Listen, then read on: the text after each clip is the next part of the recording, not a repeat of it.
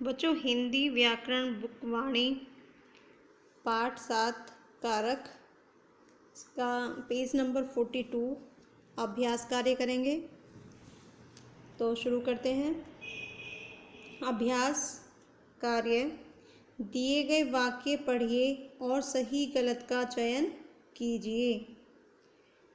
क्रिया करने वाला कर्ता होता है सही, जिसके लिए काम हो उसे अपादान कारक कहते हैं, ये हमारा गलत है।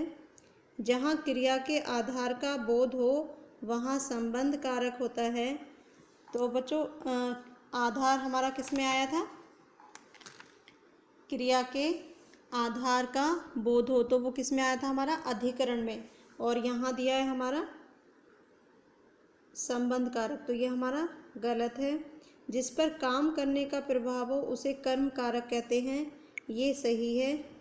हे अरे विभक्ति चिन्ह संबोधन कारक होते हैं, ये भी हमारा सही है। दिए गए वाक्यों के रिक्त स्थानों में सही कारक चिन्ह लिखिए।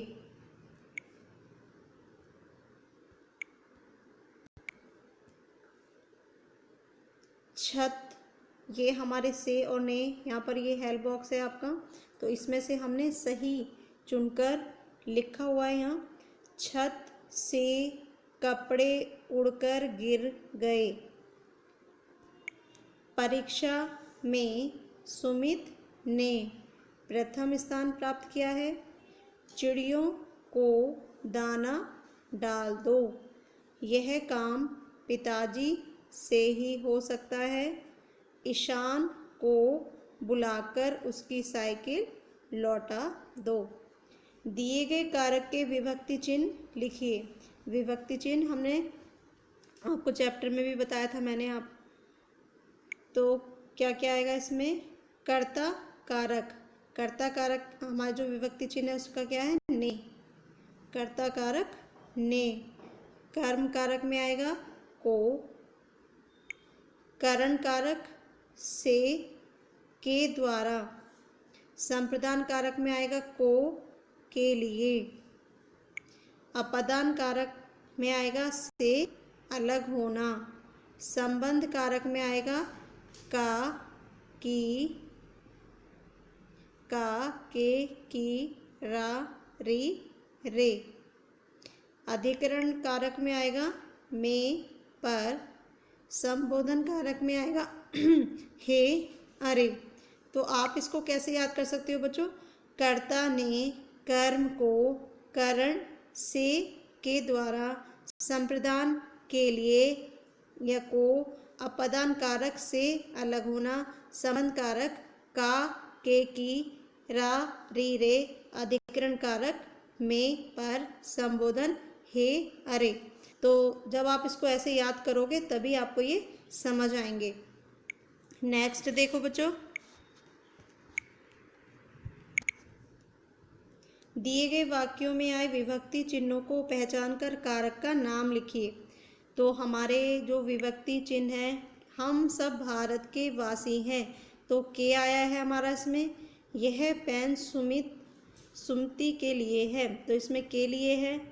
गंगा नदी हिमालय से निकलती है, से।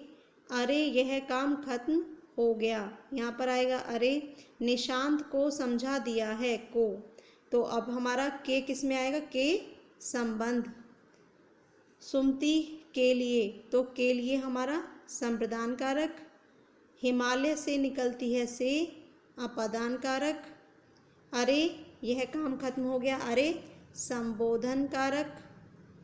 निशांत को समझा दिया है, को संप्रदान कारक। तो ये आपको बुक में ही पेज नंबर 42 अभ्यास कार्य, ये बुक में ही आपको राइट करना है पेंसिल के साथ सुंदर हैंड राइटिंग में।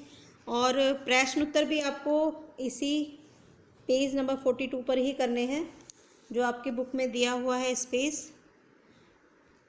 अभी मैं आपको दिखाती हूँ, ये देखो मैंने ये बुक में ही राइट करे हुए हैं। अगर आपको लगता है कि यहाँ पर हमारा स्पेस कम है, आप बड़ा बड़ा राइट कर रहे हो, तो एक वन पेपर लेकर आप उस पर राइट करोगे और साथ में उस पेपर को बुक पर पेस्ट कर सकते हो यहीं पर। यहीं उस पेज को पेस्ट कर सकते हो, या फिर आपने जैसे मैंने राइट करा हुआ है आप ऐसे भी राइट कर सकते हो। तो आपके पास दोनों ऑप्शन हैं।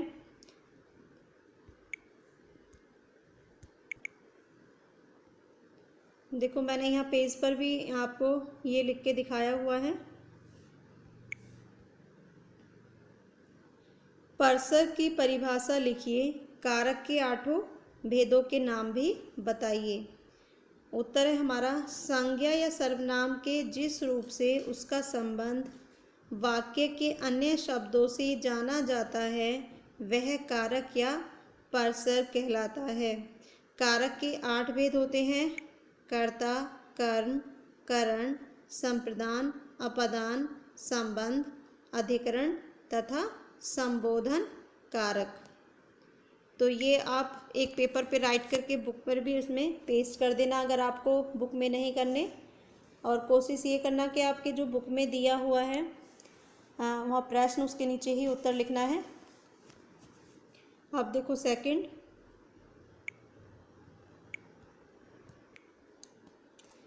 संप्रदान कारक तथा अपादान कारक में क्या अंतर है। संप्रदान कारक, जिस संज्ञा या सर्वनाम के लिए कुछ किया जाए या कुछ दिया जाए तो उसे संप्रदान कारक कहते हैं। इसकी विभक्ति चिन्ह को तथा के लिए होता है। अपादान कारक, संज्ञा या सर्वनाम के जिस रूप से अलग होने का बोध हो उसे अपादान कारक कहते हैं। इसका विभक्ति चिन्ह से होता है। तो ये हमारे प्रश्न उत्तर थे। सुंदर हैंडराइटिंग में आपको राइट करने ही बुक में। आज के लिए सिर्फ इतना ही। Thank you.